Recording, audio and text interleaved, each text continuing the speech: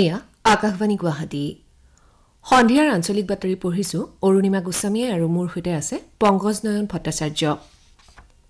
এতিয়াৰ প্ৰধান বাতৰিসমূহ হ'ল অসমত বড়ো ভাষাক সহযোগী চৰকাৰী ভাষা হিচাপে স্বীকৃতি দিয়াৰ প্ৰস্তাৱত অসম মন্ত্ৰীসভাৰ অনুমোদন, ষষ্ঠ অনুসূচীৰ অধীনৰ অঞ্চলৰ বাহিৰত বড়ো কছাৰী স্বায়ত্তশাসিত কল্যাণ পৰিষদ গঠনৰ প্ৰস্তাৱতো মন্ত্ৰীসভাৰ অনুমোদন, ৰাজ্যখনৰ বনাঞ্চলৰ পৰিসৰ ২০০০ বৰ্গ কিলোমিটাৰ বৃদ্ধি কৰাৰ বাবে ৰাজ্য চৰকাৰে সিদ্ধান্ত গ্ৰহণ কৰিছে বুলি মুখ্যমন্ত্ৰী সৰ্বানন্দ সোণোৱালৰ মন্তব্য, স্বাস্থ্যমন্ত্ৰী ড হিমন্ত বিশ্ব শৰ্মাৰ আজি বৰপেটা চিকিৎসা মহাবিদ্যালয় হস্পিটেলত ১০০খন বিচনাযুক্ত প্ৰসূতি আৰু শিশু চিকিৎসা শাখা মুকলি, IIT গুৱাহাটীৰ শিক্ষাৰ্থীসকলৰ উচ্চ প্ৰযুক্তিগত ষ্টাৰ্টআপ সাহাৰাৰ এটা বিশেষ ব্যৱসায় সম্পৰ্কীয় মোবাইল এপ্লিকেশ্যন মুকলি আৰু ভাৰতত কোভিডৰ পৰা আৰোগ্য হোৱা লোকৰ হাৰ ৮৫% বৃদ্ধি।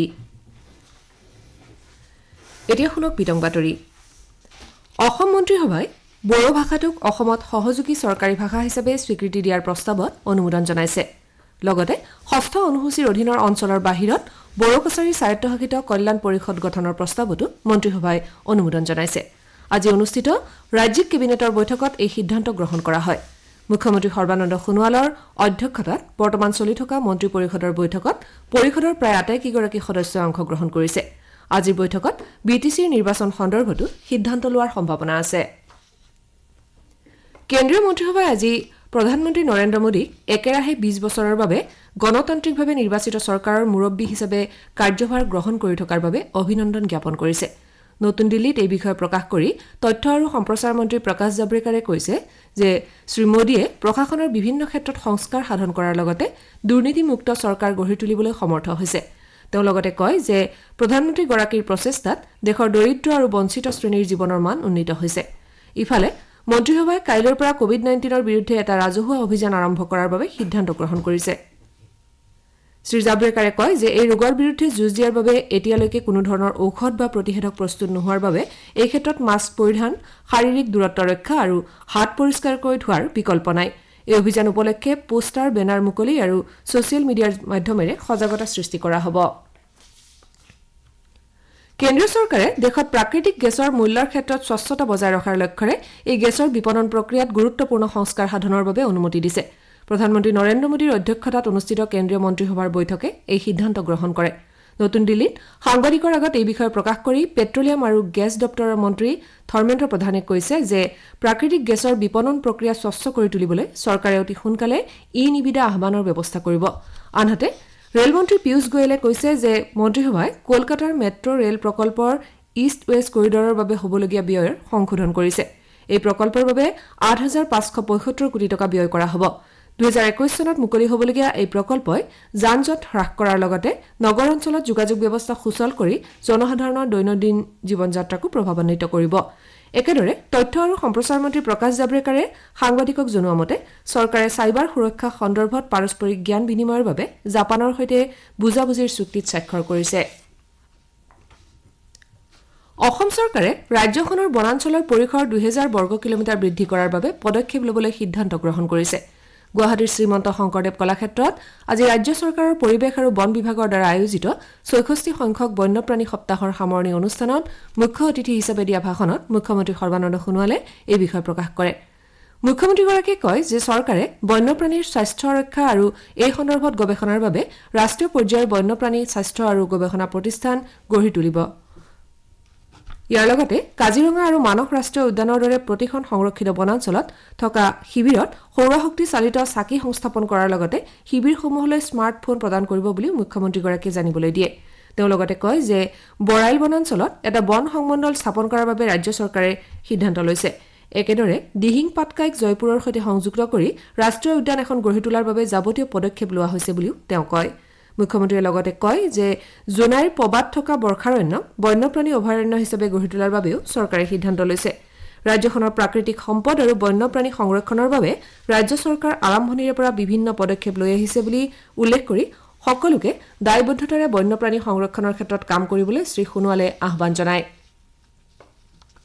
মুখ্যমন্ত্ৰীগৰাকীয়ে লগতে বনাঞ্চল আৰু বন্যপ্ৰাণী সংৰক্ষণৰ ক্ষেত্ৰত জনসাধাৰণৰ বিশেষকৈ ছাত্ৰ ছাত্ৰীসকলৰ সজাগতা বৃদ্ধি পোৱা বিষয়টোক লৈ সন্তুষ্টিও প্ৰকাশ কৰে। ৰাজ্য চৰকাৰখনৰ শাসনকালত গড় হত্যাৰ দৰে ঘটনা হ্ৰাস পাইছে বুলি উল্লেখ কৰি মুখ্যমন্ত্ৰীয়ে কয় যে 10খন ফাষ্ট ট্ৰেক আদালতৰ জৰিয়তে 240টা চোৰাং চিকাৰীক দৃষ্টান্তমূলক শাস্তি দিয়া হৈছে বন্যপ্ৰাণীক নিৰাপত্তা দিব পৰা পৰিৱেশ সৃষ্টি হোৱাৰ বাবে ৰাজ্যখনলৈ পৰ্যটকৰ সংখ্যাও বৃদ্ধি পাইছে বুলি মুখ্যমন্ত্ৰীয়ে জানিবলৈ দিয়ে তেওঁ কয় যে ৰাজ্য চৰকাৰে আৰম্ভণিৰে পৰা দুৰ্নীতিৰ বিৰুদ্ধে কঠোৰ স্থিতি গ্ৰহণ কৰি আহিছে ৰাজ্য চৰকাৰ দুৰ্নীতিৰ বিৰুদ্ধে যুঁজ দিবলৈ সংকল্পবদ্ধ বুলি উল্লেখ কৰি মুখ্যমন্ত্ৰীগৰাকীয়ে লগতে কয় যে দুৰ্নীতিক প্ৰশ্ৰয় দিয়া কোনো বিষয়া কৰ্মচাৰী বা ৰাজনীতিবিদো হাৰি যাব নোৱাৰে অনুষ্ঠানত দিয়া ভাষণত বনমন্ত্ৰী পৰিমল শুক্লবৈদ্যই কয় যে ৰাজ্য চৰকাৰে 10 কোটি গছপুলি ৰোপণৰ সিদ্ধান্ত লৈ 8 কোটি ৰোপণৰ কাম ইতিমধ্যে সম্পূৰ্ণ কৰিছে আজিৰ এই অনুষ্ঠানতে মুখ্যমন্ত্ৰীয়ে বিশিষ্ট পৰিৱেশবিদ পৰিমল চন্দ্ৰ ভট্টাচাৰ্যক জীৱনজোৰা সাধনা বঁটা প্ৰদান কৰাৰ লগতে বন্যপ্ৰাণী সংৰক্ষণত উল্লেখযোগ্য ভূমিকা লোৱা ব্যক্তি আৰু সংগঠনকো বঁটা প্ৰদান কৰে তেওঁ হাড়গিলা সংৰক্ষণত উল্লেখযোগ্য ভূমিকা গ্ৰহণ কৰি অহা ডক্টৰ পূৰ্ণিমা দেৱী বৰ্মনকো এই অনুষ্ঠানতে সম্বৰ্ধনা জনায় উদালগুৰি জিলাৰ টংলাৰ সমীপৰ গড়কাহ গাঁৱত আজি 66 সংখ্যক বন্যপ্ৰাণী সপ্তাহ পালন কৰা হয় এই উপলক্ষে নেচাৰ্ছ বেকনকে ধৰি কেইবাটাও প্ৰকৃতি প্ৰেমী সংগঠনৰ উদ্যোগত ভোলা নদীৰ পাৰত ছাত্ৰ-ছাত্ৰী শিক্ষক আৰু সচেতন নাগৰিকসকলক লৈ এখন আলোচনা চক্ৰ অনুষ্ঠিত হয় আলোচনা চক্ৰত ভূমি সংৰক্ষণ নদী সভ্যতা পৰিৱেশ তথা বন্যপ্ৰাণী সংৰক্ষণৰ সন্দৰ্ভত বিতংভাৱে আলোচনা কৰা হয়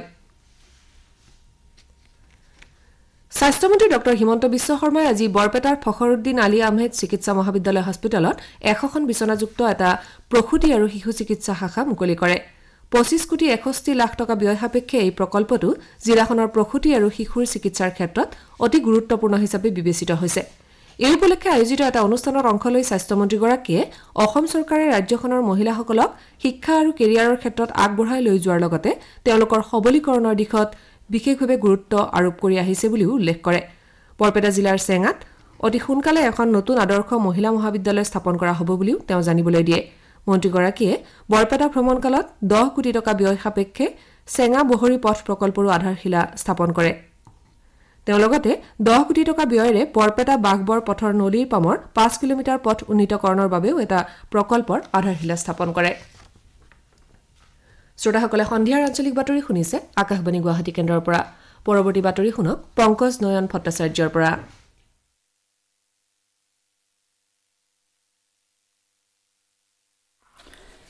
IIT গুৱাহাটীৰ শিক্ষাৰ্থীসকলৰ উচ্চ প্ৰযুক্তিগত ষ্টাৰ্টআপ সাহাৰাই এটা বিশেষ ব্যৱসায় সম্বন্ধীয় মোবাইল এপ্লিকেশ্যন বিকশিত কৰি উলিয়াইছে এই এপৰ জৰিয়তে অফলাইন ব্যৱসায়ীসকলে গ্ৰাহকৰ সৈতে সম্বন্ধ গঢ়ি তোলাৰ লগতে ডিজিটেল পদ্ধতিৰে বিশ্বৰ ভিন্ন প্ৰান্তৰ ব্যৱসায়ীৰ সৈতে সম্পৰ্ক গঢ়ি তুলিব পাৰিব আত্মনিৰ্ভৰ ভাৰত নীতিৰ অনুপ্ৰেৰণাৰে বিকশিত কৰা এই ঔদ্যোগিক এপৰ জৰিয়তে সাধাৰণ লোক উপকৃত হ'ব IIT গুৱাহাটীৰ এটা প্ৰেছ বিজ্ঞপ্তিত কোৱা হৈছে যে সাধাৰণ লোকৰ সুবিধা হোৱাকৈ কম খৰচত আন্তৰ্জাতিক মানৰ সেৱা আগবঢ়োৱাই হৈছে এই এপৰ উদ্দেশ্য মোবাইল এপটোৱে ভ্ৰমণকাৰীসকলৰ বাবে স্থানীয় ভাষাত সংশ্লিষ্ট স্থানৰ প্ৰয়োজনীয় তথ্যৰো যোগান ধৰিব জাৰ্মানীৰ Max Planck unit for the science of পেথোজেন্সৰ ইমানুৱেল চাৰ্পেণ্টায়াৰ আৰু আমেৰিকা যুক্তৰাষ্ট্ৰৰ কেলিফৰ্ণিয়া বিশ্ববিদ্যালয়ৰ জেনিফাৰ এ ডৌডনালৈ এই বছৰৰ ৰসায়ন বিজ্ঞানৰ নোবেল বঁটা আগবঢ়োৱা হৈছে জিনোমৰ সম্পাদনাৰ এটা বিশেষ পদ্ধতিৰ বিকাশ সাধন কৰাৰ স্বীকৃতিস্বৰূপে তেওঁলোকক নোবেল বঁটাৰে সন্মানিত কৰাৰ কথা নোবেল কমিটিয়ে ঘোষণা কৰিছে বিজ্ঞানী দুগৰাকীক 10 ডিচেম্বৰত আনুষ্ঠানিকভাৱে এই বঁটা প্ৰদান কৰা হ'ব ৰাজ্য চৰকাৰে সকলো ধৰণৰ নিযুক্তি আৰু বাছনি পৰীক্ষা বিশ্ববিদ্যালয়সমূহৰ দ্বাৰা অনুষ্ঠিত কৰোৱাৰ বাবে চিন্তা চৰ্চা কৰিছে অসম চৰকাৰৰ মুখ্য সচিব কুমাৰ সঞ্জয় কৃষ্ণই এই কথা প্ৰকাশ কৰিছে যোৱা সময়ছোৱাত বিভিন্ন প্ৰতিষ্ঠানৰ দ্বাৰা অনুষ্ঠিত কৰোৱা কেইবাটাও নিযুক্তি পৰীক্ষাত খেলিমেলি হোৱা বুলি উত্থাপিত অভিযোগৰ পৰিপ্ৰেক্ষিতত ৰাজ্য চৰকাৰে এতিয়াৰে পৰা বহিৰাজ্যৰ প্ৰতিষ্ঠানক নিযুক্তি পৰীক্ষা অনুষ্ঠিত কৰাৰ দায়িত্ব নিদিয়াৰ বাবে চিন্তা চৰ্চা কৰিছে মুখ্যমন্ত্ৰী সৰ্বানন্দ সোণোৱালে ইতিমধ্যে ৰাজ্যৰ 5খন বিশ্ববিদ্যালয়ৰ উপাচাৰ্যসকলৰ সৈতে এখন বৈঠকত মিলিত হৈ এই সন্দৰ্ভত আলোচনা কৰিছে বুলি তেওঁ প্ৰকাশ কৰে মুখ্য সচিবগৰাকীয়ে কয় যে অতি সোনকালে এই সম্পৰ্কীয় চূড়ান্ত সিদ্ধান্ত গ্ৰহণ কৰা হ'ব উল্লেখযোগ্য যে অসম আৰক্ষীৰ উপ পৰিদৰ্শক পদৰ লিখিত পৰীক্ষাৰ প্ৰশ্নকাকত ফাদিলৰ ঘটনাৰ পাছতেই ৰাজ্য চৰকাৰখনে পৰীক্ষা নিকাভাৱে অনুষ্ঠিত কৰাৰ স্বাৰ্থত এই বিষয়ে চিন্তা চৰ্চা অব্যাহত ৰাখিছে অসম চৰকাৰৰ পঞ্চায়ত আৰু গ্ৰামোন্নয়ন বিভাগে আন কেইবাটাও বিভাগৰ সহযোগত বহনক্ষম জীৱিকাৰ জৰিয়তে ৰাজ্যখনৰ গ্ৰামাঞ্চলত বাস কৰা আৰ্থিকভাৱে দুৰ্বল মহিলাসকলৰ সবলীকৰণৰ বাবে স্বনিৰ্ভৰ নাৰী আত্মনিৰ্ভৰ অসম শীৰ্ষক এটা অভিলাষী অভিযান আৰম্ভ কৰাৰ সিদ্ধান্ত লৈছে কাইলৈ গুৱাহাটীত মুখ্যমন্ত্ৰী সৰ্বানন্দ সোণোৱালে এই অভিযান আনুষ্ঠানিকভাৱে মুকলি কৰিব উল্লেখযোগ্য যে এই অভিযানৰ দ্বাৰা ৰাজ্যখনৰ 4 লাখ পৰিয়াল উপকৃত হ'ব দেশত কোভিড COVID-19 মহামাৰীৰ পৰা সুস্থ হৈ উঠা লোকৰ সংখ্যা 57 লাখতকৈ অধিক হৈছে। উল্লেখযোগ্য যে এই আৰোগ্যৰ সংখ্যা বিশ্বৰ ভিতৰতে সৰ্বাধিক। এই পৰ্যন্ত দেশত 85% লোক সুস্থ হৈ উঠিছে। যোৱা 24 ঘণ্টাত ভাৰতত 82,000 কোভিড ৰোগী আৰোগ্য হৈছে।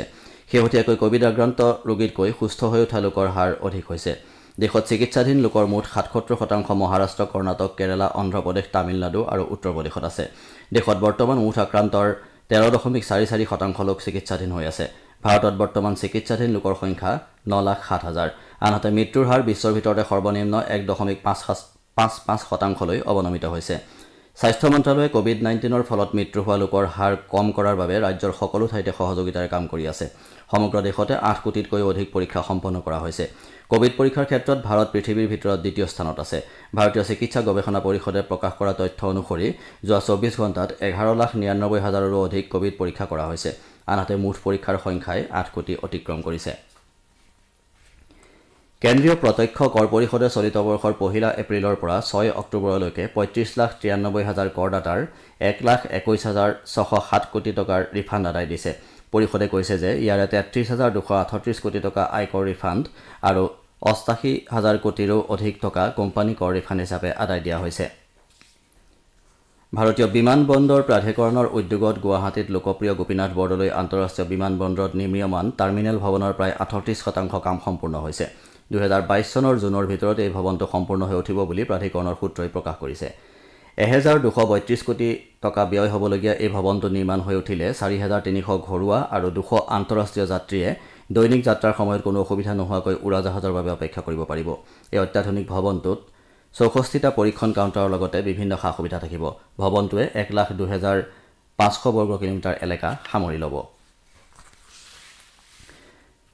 অসম গণ পৰিষদ দলে গুৱাহাটীৰ দেৱানী ন্যায়াধীশৰ আদালতৰ নিৰ্দেশ অৱমাননা কৰি একাদশ কেন্দ্ৰীয় সাধাৰণ অধিৱেশন অনুষ্ঠিত কৰা বুলি ন্যায়ালয়ত দাখিল কৰা আদালত অৱমাননাৰ গোচৰ সন্দৰ্ভত কামৰূপ মহানগৰ জিলা সত্ৰ ন্যায়াধীশৰ আদালতে স্থগিতাদেশ জাৰি কৰিছে। সেই অনুসৰি এতিয়াৰে পৰা দলৰ নৱনিৰ্বাচিত কেন্দ্ৰীয় সমিতিয়ে দলীয় কাম কাজ চলাই নিয়াৰ ক্ষেত্ৰত কোনো বাধা নাথাকিব। আজি দলৰ সভাপতি অতুল বৰা আৰু কাৰ্যকৰী সভাপতি কেশৱ মহন্তৰ হৈ অধিবক্তা বিজন মহাজনে আদালতত যুক্তি দৰ্শায়। উল্লেখযোগ্য যে যোৱা 5 ছেপ্টেম্বৰত গুৱাহাটীৰ দেৱানী ন্যায়াধীশৰ আদালতে এই সম্পৰ্কীয় নিৰ্দেশ জাৰি কৰিছিল।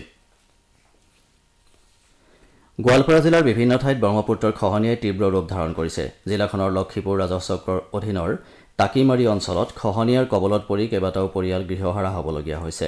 অঞ্চলটোৰ বিদ্যালয় আৰু কেইবাটাও ৰাজহুৱা অনুষ্ঠান প্ৰতিষ্ঠান লুইতৰ বুকুত বিলীন হৈছে।